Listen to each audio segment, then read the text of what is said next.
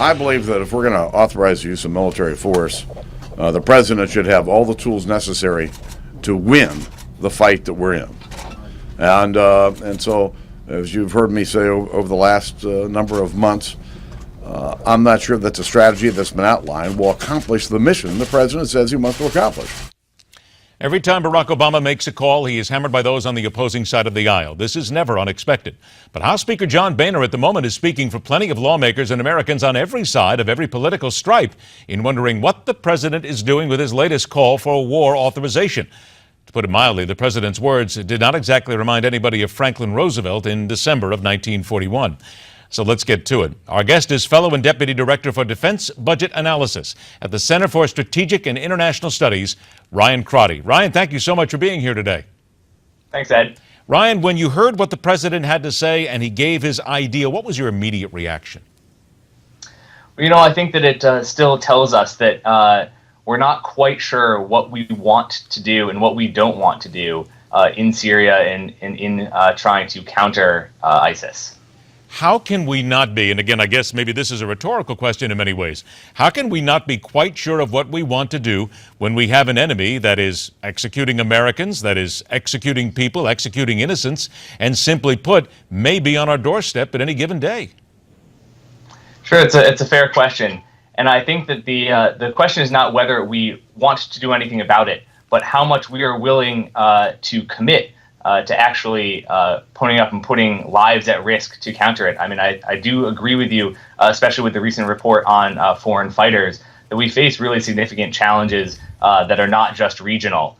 And yet putting American lives at risk when we're not exactly sure what the potential gains are going to be is really a difficult challenge for the president. And I think that he is indeed thinking about his sort of post-war legacy. All right, now let's leave the post-war here because that's a fair cop as well. But let's talk about some of the money here right now, because the president is asking for a tremendous amount of money. And we even had an earlier guest say that he's more Bush than Bush actually was at this point when it comes to wars.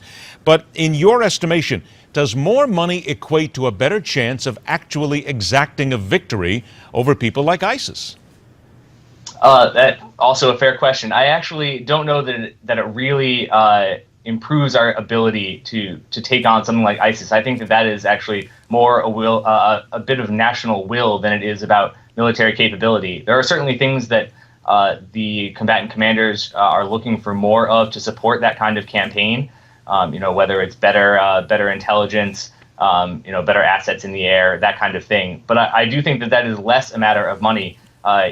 The war funding account is called Overseas Contingency Operations, which is $51 billion this year. Only about $5.3 billion of that is actually specifically for the counter-ISIS campaign. The rest of it is still for coming down from Afghanistan and supporting sort of theater operations across the Middle East. And so I don't know that that's necessarily directly a matter of money, although it does speak to the bigger questions about what that money does, which I think is really more on the deterring the bigger end of what we could face. Ryan, do we perhaps find ourselves here because over the last 10, 20, maybe even 30 years or more, we have squandered a tremendous amount of chances to knock down the enemies and certainly squandered millions and hundreds of billions of dollars in the process? It's hard to say that we have not wasted a lot of money. I think one of the real challenges for people to understand about the defense budget right now is that we're looking for $534 billion, as you said, and that is significantly down from our mid-war peak. And yet we're actually looking at a military that has significantly older, less capable platforms than you would expect coming down from such a high period of spending. And I think part of that is some of the wasted programs, whether it's the Army's future combat systems, the Comanche helicopter. There are significant, John McCain has been out in front of this for a long time on that acquisition side. But I also think that you have to keep in mind that technology is not necessarily easy, and the military is already always operating at the edge of innovation. And I think that they do sometimes run into the challenges you would expect, and there are risks. Fair to say that we're not over that edge of technological advancement yet simply because we squander those opportunities? I mean, we're America, for crying out loud. Shouldn't we be ahead of the game? Yeah, and I think we are at the front edge of the game. The problem is that the rest of the game is getting better. The adversaries are getting closer. the gap that we once had. And part of this is money, and part of this is the nature of technology today. When you have military relevant technology, whether it's sensors, whether it's on networking or microprocessors, those are increasingly being done outside of the purview. Okay, of the hold that Department thought of one Defense. sec, Ryan. Yeah. We're all out of time in this break. We're going to take a break. Come right back to you. Stay tuned. Midpoint, we'll talk about trillions of dollars of tax dollars.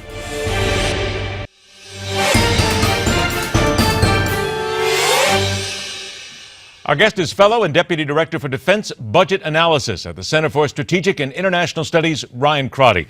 Ryan, again, thanks so much for joining us. Let's get down to some money here right now, because every time we hear money in the military, we think of the old phrase from the 60s and 70s, the military-industrial complex.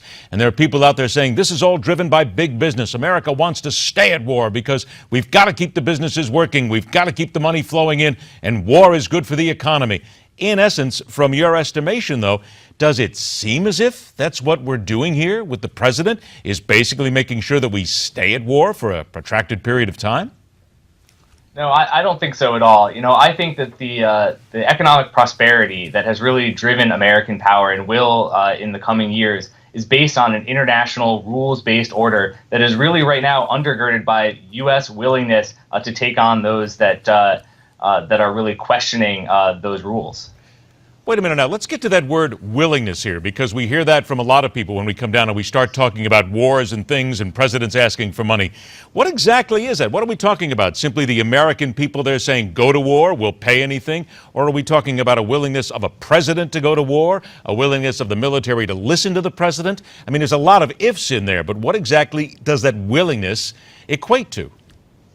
Yeah, that is actually a huge question, because I'd say in different scenarios, we've looked at actually different levels of engagement, whether it's in Congress, in the military, in the White House, or among the public. And actually, I think the biggest challenges that we run into as a country is exactly when those things are divided.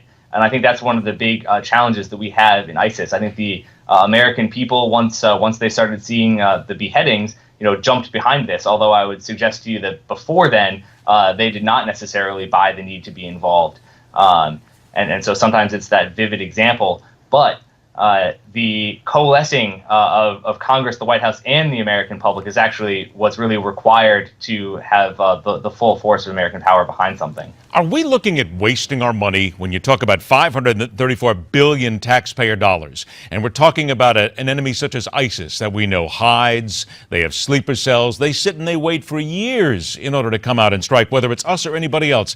So when we talk about that amount of money, that tremendous amount of money, is there a lot of waste in there where we should be instead focusing on different ways to go after the enemy? We keep hearing ideology, technology, cybersecurity, and so many other things that might be cheaper than just going out and building tanks.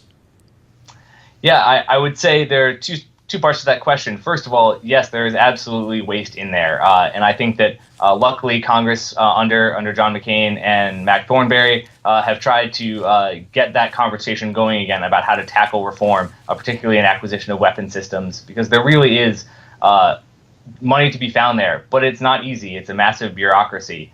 And as to what we should be doing with it, there are a lot of those what are more marginal concerns that are extremely important, but are just being developed about how we should handle them, and cybersecurity being a big one, facing ideologies. But I do think you can't step away from the important role that actually those big pieces of force structure, whether it's your carriers or your airplanes, that really are important to make sure that everybody behaves. Is that maybe part of it too? Are we spending too much money on bullets and not enough on terabytes? Yeah, and I think that that's something that we are absolutely facing. Is the department is very reticent to change that kind of exactly what they have done for the past 50 years. And they're still trying to figure out how to do that. And I think Congress is going to be important to try to help them there. One of the things that we have talked about is starting to reshape how we think about doing cybersecurity.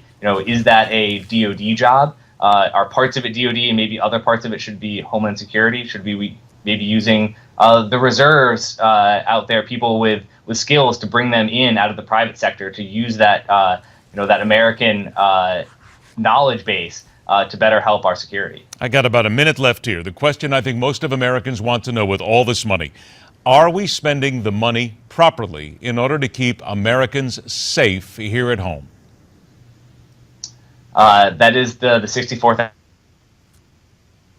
question. I do think that 90% of what we do is right. The military services have a really good handle on what they need to do. I do think that there are some places that we still need to recognize that actually there are greater issues here at home, and I think that includes the cybersecurity that we just talked about. I actually think that that space is another area where we really are trying to figure out the best way, because so much of what we do is predicated on having access to space. Everybody's GPS in their phone is something that is potentially at risk.